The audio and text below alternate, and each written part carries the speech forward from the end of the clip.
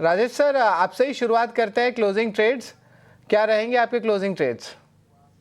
Good afternoon शरद जी, good afternoon everyone. सो देखिए, पहला stock जो पसंद आ रहा है वो है अंबर इंटरप्राइजेस। ये स्टॉक में काफ़ी स्ट्रॉन्ग बाइंग एक्शन आज देखने को मिल रहा है, और जिस तरीके से ये स्टॉक में अब लोअर साइड से एक स्ट्रॉन्ग रिकवरी बनी है, हमें लगता है ये अपने प्रीवियस स्विंग हाई को भी अब सरपास करते हुए देखने को मिल सकता है। और यहाँ पे हमें लगता है बहुत जल्द ऑल टाइम हाई ट्रेजेक्टरी वापस आते हुए दिखेगी। तो अंबर पे बाय करने की सलाह है, और अपसाइड के टारगेट 7,950 से लेके 8,000 की तरफ हमें लगता है आते हुए दिख सकते हैं। डाउन साइड में जो स्टॉप लॉस रखना होगा वो करीब होगा 7,790 का। तो अंबर यहाँ पे बाय करने की सलाह है, पहला स्टॉक। दूसरा स्टॉक जो हमें पसंद आ रहा है वो फार्मा क्षेत्र से पसंद आ रहा है, और उसमें हमें लगता है टोरेंट फार्मा, जो कि एक ऑल टाइम हाई ट्रेजेक्टरी पे ट्रेड कर रहा है। एक कंटिन्यूटी बनी हुई है, शॉर्ट्स ऑलरेडी यहाँ पे ट्रैप्ड है अहेड ऑफ एक्सपायरी। तो हमें लगता है टूवर्ड्स एक्सपायरी भी ये मोमेंटम एक्सटेंड होते हुए दिखेगा। जैसा कि हम एक्सपायरी वीक में हैं, तो हमें लगता है टोरेंट फार्मा का ये मूव 3820 3840 की तरफ बढ़ते हुए दिख सकता है। तो टोरेंट फार्मा पे बाय करने की सलाह है। डाउन साइड में स्टॉप लॉस रखेंगे करीब 3710 का। ठीक है।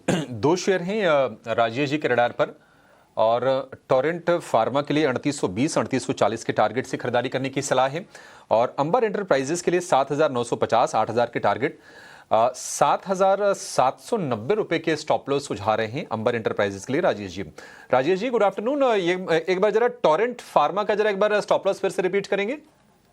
जी, तो टोरेंट फार्मा में हमें लगता है जिस जिस तरीके से सेटअप है, यहाँ पे 3710 का स्टॉप लॉस रखना होगा। 3710 का स्टॉप लॉस और 3850 तक की अपसाइड।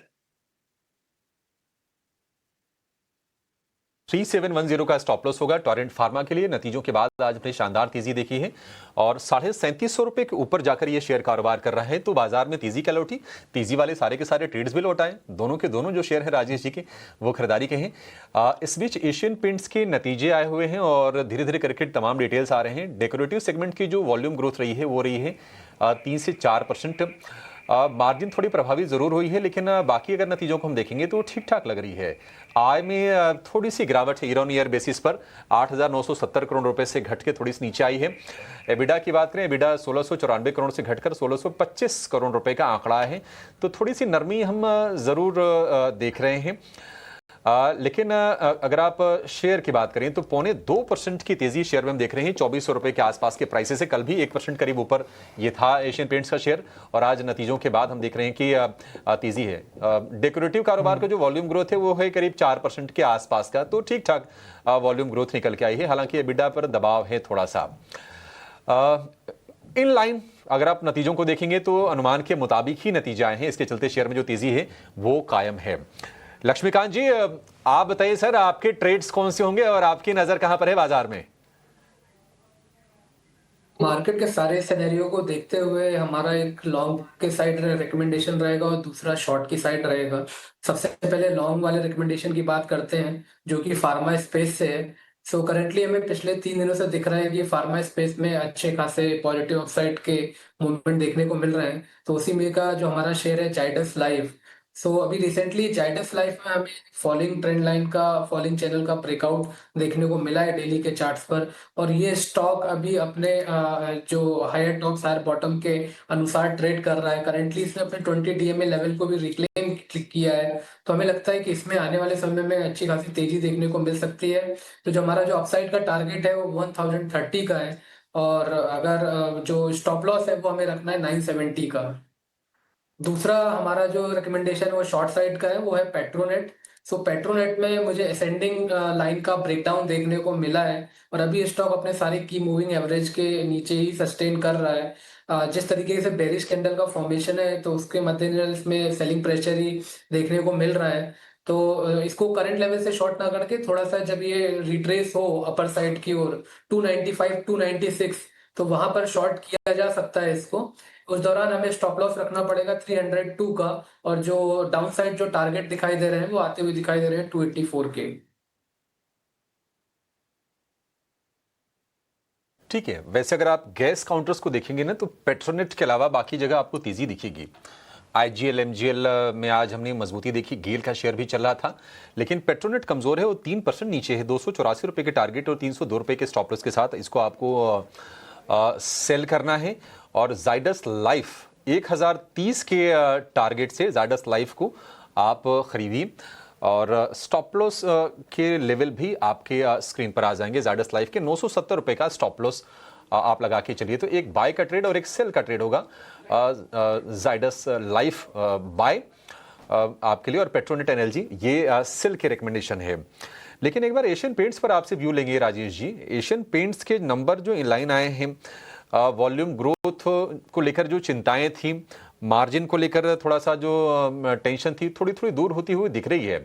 क्योंकि अगर हम लास्ट क्वार्टर की बात करें, मतलब Q4 FY25 की बात करें, जनवरी से मार्च वाले क्वार्टर की, तो वहां पर हमने देखा था कि 1.8% के आसपास की वॉल्यूम ग्रोथ इन्होंने रिपोर्ट की थी डेकोरेटिव सेगमेंट के लिए।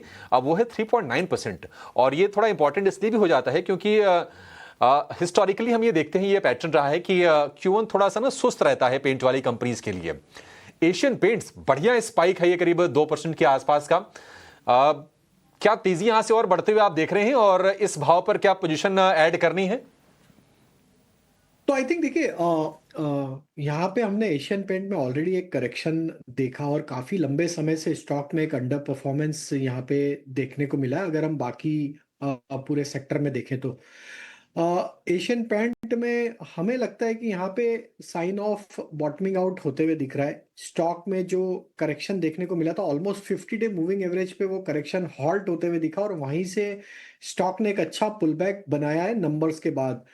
तो हमें लगता है कि काफी कुछ फैक्टर इन था जो वीकनेस या मार्केट एक्सपेक्ट कर रहा था, ऑलमोस्ट ये प्राइजेस में ऑलरेडी यहाँ पे फैक्टर इन होते हुए दिख रही है। और हमें लगता है कि एक ओवर ट्रेजेक्ट्री से यहाँ पे पॉसिबिलिटी है कि ये स्टॉक पुल बैक यहाँ से बना सकता है। अब 20-डे मूविंग एवरेज को निगोशिएट करते हुए दिख रहा है।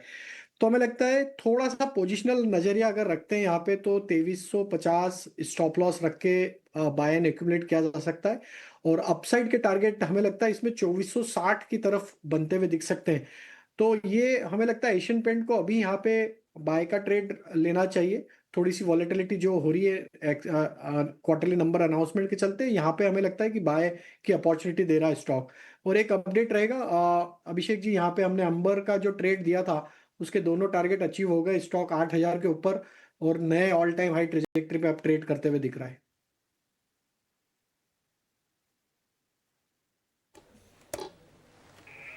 जी बिल्कुल एशियन पेंट्स पे जो एक जो है राय भी आ रही है, देख लीजिए। थोड़ी डिटेल्स भी मैं बता देता हूँ कि क्यों एक अपमूव देखने मिली है। इनलाइन और मिक्स सेट ऑफ नंबर्स थे। अर्बन अपटिक जो है कंपनी की कमेंट्री में आ रही है, देखने मिली है। और इसका कारण मानसून के बावजूद जो है अर्बन डिमांड अच्छा आया है। सीजनली वीक क्वार्टर होती है, लेकिन वॉल्यूम ग्रोथ एस्टिमेट्स को बीट किया गया है। मैनेजमेंट कमेंट्री भी अच्छी आ रही है। और दूसरे तीसरे तिमाही की बात करें तो प्राइमरी सेल शुरू हो जाता है फेस्टिव सीजन का, तो इनिशियल नंबर्स भी हमें देख सकते हैं। तो इंटरेस्टिंगली पोजिशनल बेट्स बन सकते हैं, टेक्निकल एनालिस्ट का ये मानना है। लेकिन चलिए एक छोटा सा ब्रेक लेते हैं। ब्रेक के उस पार जो है और स्टॉक्स पे डिस्कशन होगा और कहाँ पे कमाई के मौके बनते हैं उस पर भी हमारी नज़र रहेगी। और विक्स और ओवरऑल F&O सेगमेंट की जो क्या पोजिशनिंग है वो पुलकित हमें बताएंगे। हमारे साथ जुड़े रहें।